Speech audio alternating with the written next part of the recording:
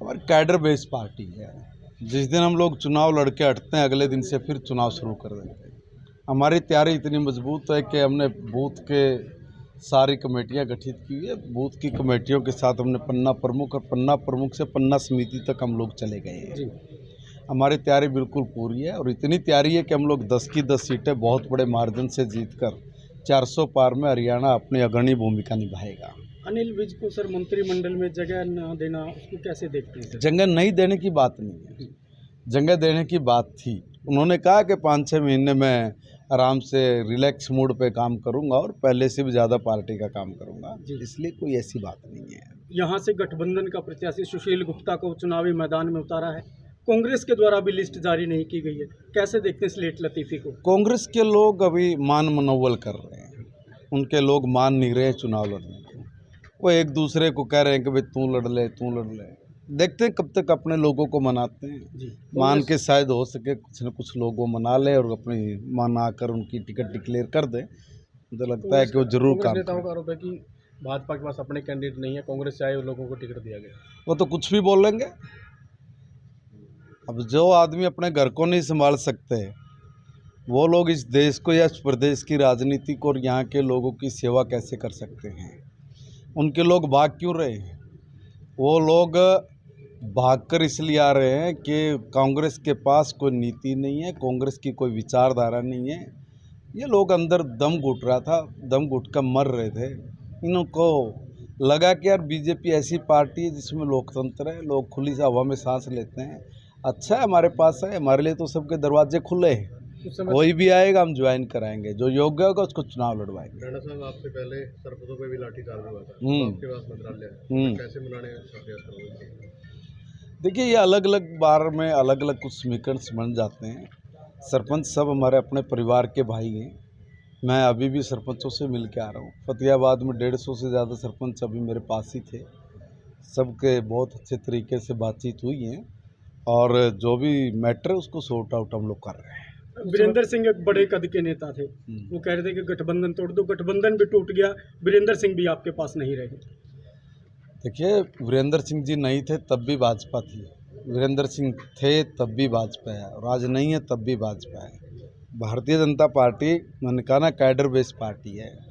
हम ऐसे बहुत कार्यकर्ताओं का निर्माण कर बैठे हैं जिनका कद बहुत बड़ा है। वीरेंद्र सिंह जी हमारी पार्टी में जो मान सम्मान हमने दिया वो मान सम्मान कभी कांग्रेस में उन लोगों को नहीं मिल पाया। ठीक है, आदमी की अपना लोकतंत्र है, लोकतंत्र में कोई इधर जाएगा कोई उधर जाएगा और चुनावी दौर जब आता है तो स्वाभाविक बात है कि बहुत सारे लोग इधर उधर पलटी मारते रहते हैं। कोई बात नहीं, वो गए, हमें कोई फर्क नहीं पड़ता। राणा साहब, कुछ समय पहले तक दुष्यंत चौटाला आपके साथ थे सरकार, अब वो कहते हैं कि भाजपा पुरानी कांग्रेस होती। कहने में किसी के बाप का कुछ जाता है? वो हमारे साथ थे और हमारे साथ सरकार में शामिल रहे, मिलजुल कर सरकार चलाई है। अब चुनाव है, चुनाव में का अपना एजेंडा है, हमारा अपना एजेंडा है। हमारा एजेंडा है 2047 तक हिंदुस्तान को दुनिया का सबसे ताकतवर देश बनाना। हमने डेट फिक्स कर रखी है। कांग्रेस जैसे दल 60 साल तक एक ही बात कह के सरकार में आते जाते रहे कि हमारी सरकार बनाओ, कांग्रेस लाओ और गरीबी हटाओ। क्या कोई गरीब आदमी के लिए कुछ कर पाया? हमारे यहाँ एजेंडे हैं। हमने देश में सरकार बनने से पहले लोगों को कहा कि देखो भाई, आप हमारी सरकार बनाइए। हम लोग 3 मुख्य एजेंडों पे काम करेंगे। पहला ये कि इस कांग्रेस ने देश में एक ग्रहण लगा रखा था, एक कलंक लगाया हुआ था धारा 370 का।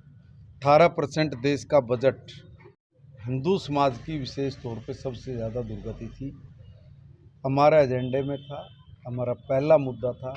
हमारा स्पष्ट बहुमत राज्यसभा और लोकसभा में आया, हमने 1 सेकंड में उस धारा 370 को समाप्त कर दिया। दूसरा हमारा एजेंडा था, जब देश आज़ाद हुआ तो धर्म के आधार पे देश की आज़ादी मिली थी। मुसलमान वहाँ चले गए, हम लोग यहाँ रह गए, तो राम मंदिर हमें क्यों नहीं दिया? कांग्रेस के लोग कभी भी इस देश में सुख शांति के साथ अपने इष्ट देवों की हम लोग पूजा कर लें, ये कभी उनके विचार में आया ही नहीं। जब कानून बनाना था अपना कानून भी नहीं बनाया और ये कहा कि ये जो पहले अंग्रेज़ों के टाइम से जो कानूनी लड़ाई कोर्ट में चल रही है इसी के आधार पे लोग लड़ाई लड़े और लड़के अपना मंदिर ले ले। इन्होंने तो कोई सहयोग किया ही नहीं। इन्होंने तो हल्फनामा डाल दिया था सुप्रीम कोर्ट में कि भगवान राम तो काल्पनिक है, तो हुआ ही नहीं। हम लोगों ने लड़ाई लड़ी है, इसके लिए बलिदान दिए हैं। ढांचा जो इस देश में नासूर बन गया था उसको ध्वस्त किया है, और तब यहाँ पर लोग अपने आराध्य की पूजा करने के लिए जो ललायित थे, जिनके मन में था, जो जिज्ञासा थी, उस जिज्ञासा को सरकार बनने के बाद हम लोगों ने पूरा करके भगवान श्री राम का मंदिर बना के जनता जनार्दन को सुपुर्द किया। ये हमारा दूसरा मुद्दा था। इस देश में कांग्रेस ने सबसे बड़ी गलती एक और की, और वो गलती ये की कि कहने लगे कि भाई देखो जनसंख्या बढ़ रही है, इस पर हम लोगों को कोई कानून बनाना पड़ेगा। तो हम दो हमारे दो का कानून ज़बरदस्ती हम पर थोपा।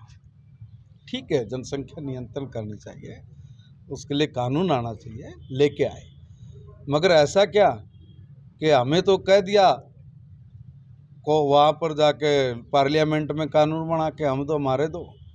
मगर क्या मुस्लिम समाज के लोगों के लिए भी कानून उसी कोर्ट में उसी में बना क्या पार्लियामेंट में? उस कानून को बनाने से पहले इन्होंने कहा कि पर्सनल लॉ बोर्ड में जाओ, अपनी सुविधा के अनुसार कानून बनाओ, हम लोगों को ड्राफ्ट दो, और उस ड्राफ्ट के आधार पे हम लोग इस देश की पार्लियामेंट में तुम्हारे लिए कानून बनाएंगे। और वो लेके आ गए, हम 5 हमारे 25, आगे कितने भी हो जाए कोई बैन नहीं लगना चाहिए। इस देश में दो तरह के कानून, जनसंख्या असंतुलन करने का काम करना, इस देश में तुष्टीकरण की नीति अपनाना, और तुष्टीकरण की नीति अपनाकर अपनी सत्ता बचा के रखने की दलाली करने वाले लोग आज हमसे कह रहे हैं कि भाई भारतीय जनता पार्टी ने क्या किया। हमने समान नागरिक संहिता के इस कानून को भी लगभग करीब लेके आ गए। हम लोग इस काम को भी अपना पूरा कर देंगे। हमने मुद्दों पे लड़ाई लड़ी। कांग्रेस का दूसरा मुद्दा, कभी आप इतने दिनों से पत्रकारिता कर रहे हो, मुझे ये बताइए कि इस चुनाव में देश का बेड़ा गर्क इन लोगों ने किया। बड़ी मुश्किल से जनता जनार्दन के आशीर्वाद से आदरणीय प्रधानमंत्री नरेंद्र मोदी जी ने इस देश को 2047 तक विकसित करने के सपने के लिए एक बहुत लंबा ट्रैक बिछाया है। ये देश की जनता बहुत समझदार है। ये इस गाड़ी जो अब चल पड़ी इस ट्रैक पे, ये अभी स्पीड बढ़ेगी इसकी, इसलिए स्पीड में कहीं ब्रेकर ना आए, इसलिए जनता तैयार बैठी है, और वो माननीय प्रधानमंत्री जी के 400 पार पर अपना आशीर्वाद देने वाली है। राजकुमार सैनी कांग्रेस को समर्थन कर रहे हैं, कैसे देखते हैं सर इस बातचीत को? जो हम तो पहले ही कहते थे, ये कांग्रेस के लोग बहुत बदमाश हैं। ये पहले हम लोगों को बोलते थे कि भाई ये भारतीय जनता पार्टी वाले जाट नॉन जाट की राजनीति करते हैं, ये करते हैं। अब सबको समझ में आ गई कि ये जंजाल किन लोगों ने फेंका था। ये पासा इन लोगों ने इस तरीके से फेंका था पॉलिटिकल केस में इनको लाभ मिलेगा, मगर वो उल्टा पड़ गया। लोग समझ गए इनकी नीति को। इस बार के चुनाव में अच्छा मजा चखाएंगे ये लोग। डांडा जी, आपने कहा कांग्रेस ने ग्रहण लगाया, देश को लूटा, लेकिन उन्हीं कांग्रेस के नेताओं को भाजपा में शामिल करके अब लोकसभा में सीटें दी जा रही। 6 लोकसभा प्रत्याशी जो है वो बिल्कुल सही बात की आपने। हम लोगों ने कहा कि हमारी पार्टी में बहुत बड़ा लोकतंत्र है, जो लोग आना चाहेंगे हम लोग उनका स्वागत भी करेंगे, टिकट भी देंगे, चुनाव भी लड़ाएंगे। जब वो कांग्रेस की बात करें, हम व्यक्तिगत किसी आदमी के अपेक्ष प्रत्यारक हम लोगों ने नहीं लगाया है। कांग्रेस पार्टी की कोई विचारधारा नहीं, ये मैंने अभी बोला है। हमारी विचारधारा भारत माता की जय। मैंने ये कहा ना कि उनका दम घुट रहा था, वहाँ की उनकी जो गलत पॉलिसीज हैं, गलत नीतियाँ, उनके कारण दम घुट रहा था। अलोकतांत्रिक काम करते थे, इसलिए वो लोग वहाँ पे कुछ समय के लिए रुके पड़े थे। मैंने इसलिए पहले ही कहा है कि हमारी पार्टी में उनको आत्मसम्मान मिला। हर व्यक्ति आत्मसम्मान का भूखा है, आत्मसम्मान हमारी पार्टी में है, इसलिए वो हमारे पास आए हैं। डांडा साहब, कुरुक्षेत्र से नवीन जिंदल मैदान में उतरा है, बीजेपी से कोयला घोटाला के आरोप, आप लोग खुद विरोध करते हैं, तो क्या आप पाक साफ होंगे? हमने कब कहा पाक साफ होंगे? हम लोगों ने तो ये कहा है कि भाई जो माननीय कोर्ट जिस चीज़ का फैसला करेगी वो सबको मान्य है। जजमेंट सुनाने वाले आप और हम लोग नहीं होते। हम लोगों ने 2014 से पहले इस देश में बहुत ज़बरदस्त आंदोलन खड़े किए। कई बार अब हम लोगों को बोल देते हैं कि बीजेपी वालों ने दुर्भावना से मुकदमे दर्ज किए। हमने एक भी मुकदमा दर्ज नहीं किया। ऑन द रिकॉर्ड बोल रहा हूँ मैं, ऑफ द रिकॉर्ड नहीं। हमने किसी के भी खिलाफ एक भी मुकदमा दर्ज नहीं किया। 2014 से पहले कांग्रेस के लोगों ने लूट के इस देश में जो हाहाकार मचाया था, उसके खिलाफ हम लोग सड़कों पे उतरे। हमारे ये कार्यकर्ता भी कैथल की नहीं सड़कों पे उतर के डंडे खाए, लठ खाए, अंदर गए। हमने उस वक्त प्रेशर बनाया था इन लोगों पे, कांग्रेस की हुकूमत पे, कि तुम्हारे सारे नेता चोर हैं, भ्रष्ट हैं, लाखों करोड़ रुपए का घोटाला करके इनको अंदर दो। इनकी ही सरकार ने अपने लोगों पे मुकदमे दर्ज किए थे। हमने कहा था कि इन पे सीबीआई से इंक्वायरी कराओ, इनकी ईडी से इंक्वायरी कराओ। ये खुद ही अपने नेताओं के खिलाफ एफआईआर दर्ज करके इंक्वायरी भी सीबीआई और ईडी को दे के गए। हम लोगों को कहते हैं कि भाई संवैधानिक संस्थाओं को इन लोगों ने काबू में कर लिया। हमने काबू में नहीं किया है, हमने तो उनका अधिकार उनको दिया है। ये कांग्रेस वालों ने तो इसको बिल्कुल एफआईआर दर्ज हो गई जिसके आदमी के ऊपर, सीबीआई में जो सरकार अपने लोगों के खिलाफ केस दे दे और इंक्वायरी ना होने दे, तो ये हुआ कि बंधक बनाने वाला काम, या जिन्होंने अधिकार दे दिया कि छुट्टी है तुम्हारी कोई भी है उन पे पकड़ो। और हमने अपनी मर्जी से नहीं किया ये काम भी। जब हम लोगों की सरकार बनी तो हम लोग कांग्रेसियों को, जब आप ही लोग डिबेट में बुलाते थे तो आप लोग क्या करते, हम तो उनको इल्ज़ाम लगाते थे फिर भी तुम चोर हो। तो वो कहते थे अगर हम चोर हैं हमारी जांच कराओ। हमने पूछा किससे जांच कराएं, तो कहने लगे भाई सीबीआई से कराओ। हमने सीबीआई से करा दी। कुछ लोग कह रहे थे हमारी जांच ईडी से कराओ, हमने ईडी से करा दी। जब जांच हुई तो चोरी तो उन्होंने की हुई थी, पकड़े गए, अंदर चले गए। आज हमको कह रहे हैं कि दुर्भावना से मुकदमा दर्ज कर रहे हैं। हमने मुकदमा दर्ज नहीं किया किसी का भी। ये इतने बदमाश और झूठे लोग हैं, ये जनता का उल्लू बनाने में बहुत माहिर हैं। 60 साल तक हुकूमत में रहते हुए एक ही तो काम किया है, उल्लू बनाना, बेवकूफ़ बनाना। मगर अब जनता जनार्दन समझदार हो गई है, बालक सब के पढ़े लिखे हो गए, वो अपना नफ़ा नुकसान समझते हैं और नफ़ा नुकसान समझने के बाद ही वो इस देश के सम्मानित प्रधानमंत्री नरेंद्र मोदी जी को अपना आशीर्वाद दे रहे हैं। अभय चौटाला कह रहे हैं कि गुंडागर्दी वाला शासन मनोहर लाल खट्टर देकर गए हैं, जहां उनके प्रदेश की हत्या हो जाती है। छाछ तो बोल रहे छालनी भी बोल रहे हैं। जिन लोगों ने खुद गुंडागर्दी की हो, इस प्रदेश के हर व्यक्ति की कुटाई पिटाई छिटाई करी हो, वो आदमी एक नेक समझदार और संत टाइप आदमी पे इल्ज़ाम लगा रहे हैं। शर्म से डूब के मरना चाहिए ऐसे लोगों को। तो डांडा जी, हरियाणा में सबसे बड़ा मुद्दा ओपीएस का, तो कांग्रेस ने कई जगह बहाल भी की है और अब भी बहाल करने का कह रहे हैं, तो क्या कुछ स्टैंड है? मैं एक बात पूछना चाहता हूँ, ओपीएस बंद किसने किया था? हमने तो नहीं किया, हमें बता दो। और एक भी समस्या कांग्रेस ने पैदा नहीं की हो वो हमें बता दो। अनाउंसमेंट के मामलों से लेके एचएसवीपी के हुड्डा के, जेबीटी टीचर से लेके भर्ती से लेके हर तरह के मामले में कांग्रेस ने आधे अधूरे काम करके इस देश में प्रदेश में बहुत भयंकर परिस्थितियां तैयार कर दी।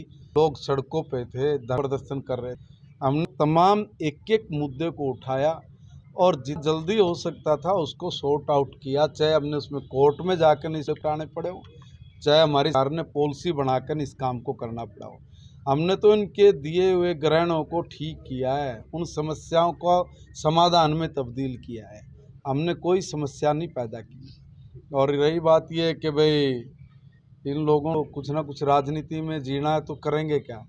हम मीडिया में आएंगे, पत्रकार सब लोग उनको मिलेंगे, दो बात उल्टी पुल्टी बोल के अपना ध्यान आकर्षण करने का काम करेंगे। इस मुद्दे पर क्या बार में रहेंगे। क्या अब दोबारा भाजपा आती है तो क्या ओपीएस बहाल की जाएगी? देखिए, ये सही बात है कि ओपीएस का मामला अभी हमारे सबकी संज्ञान में, सरकार में जो हमारे लोग बैठे हैं, हम लोगों ने अभी अपना मैनिफेस्टो भी बनाना है और उस मैनिफेस्टो के वक्त हम लोग जनता जनार्दन से भी सुझाव मांग रहे हैं। जैसा सुझाव नीचे से आएगा उस तरह के सुझाव को लेके हम लोग अपने मैनिफेस्टो में जो बात जोड़ेंगे हम लोग उसको पूरा करेंगे। सुरजेवाला कह रहे हैं केजरीवाल की गिरफ्तारी लोकतंत्र की हत्या। बड़े उस्ताद आदमी, चोरी हमने करी, लोकतंत्र हमने मारा। अरे लोकतंत्र के हत्यारे तो तुम हो, जो तुम लोग गलत काम करते हो? पॉलिसी हमने बनाई थी क्या? पॉलिसी बनाने वाले दलाल पकड़ के हम लेके आए थे क्या? पॉलिसी बना के उनको लाभ दे के पैसा ऐंठ के गोवा में चुनाव लड़ लिया, आपने गुजरात में चुनाव लड़ लिया, दिल्ली में चुनाव लड़ लिया। हमारी क्या गलती है भाई? हमने तो संविधान के अनुरूप जो कानूनी कार्रवाई बनती है वो कानूनी कार्रवाई की। दुर्भावना कहाँ से? ये तो कह रहे थे बोले हमारे तो खिलाफ कुछ भी नहीं मिला। अगर इनके खिलाफ कुछ नहीं मिला तो सत्येंद्र जैन जेल में बंद क्यों है? संजय सिंह को शायद आज जमानत मिली होगी, मनीष सिसोदिया को क्यों जेल में बंद है? भाई मुझे एक बात समझ में नहीं आई कि भाई हम तुम्हारे लिए कानून अलग बनाए और जनता के लिए कानून अलग बनाए। क्यों बनाए भाई? लाट साहब थोड़ी नहीं हो। जो इस देश के आम व्यक्ति के लिए कानून है वही सब के लिए है, इसलिए हमने कोई दुर्भावना से काम नहीं किया। और केजरीवाल का हमारा क्या है बेचारा का? हमने क्या मतलब है उससे? किस चीज़ की दुर्भावना रखें हम लोग उनसे? हमारे गुण से हम ऐस खोल रखी है कि हम दुर्भावना रखेंगे? भाई आपने गलत काम किया उसकी सजा मिलेगी। अब एक बात बताओ, ये कहते कि भाई दुर्भावना, मान ले कि भाई हमने पुलिस को कह दिया होगा उनके हिसाब से कि भाई इसके खिलाफ मुकदमा दर्ज कर लो, तो हम गलत हो गए, ठीक बात है। मगर क्या माननीय कोर्ट वहां भी हम लोग बोलेंगे कि जी इसके खिलाफ मुकदमा दर्ज करके ना अंदर जेल में डालो? भाई तुमने कहीं तो भरोसा होगा। अगर हम पे भरोसा नहीं है तो आप लोग कोर्ट में जाओ ना, कोर्ट में जाकर सबूत रख दो जी कि हम तो निर्दोष है, कोर्ट छोड़ देगी। अगर जब तुम लोग पकड़े जा रहे हो और कोर्ट में भी कुछ नहीं रख पा रहे हो, तुम्हारे खिलाफ वहां पे एक से एक एविडेंस आता है, तुम्हारी किचन के लोग वो जब तुम्हारे खिलाफ वो बनते हैं, गवाह बन रहे हैं, तो ये भी हमारा दोष है क्या? चोरी सीना चोरी, ये बचने के लिए सब लोग इस तरह का काम कर रहे हैं।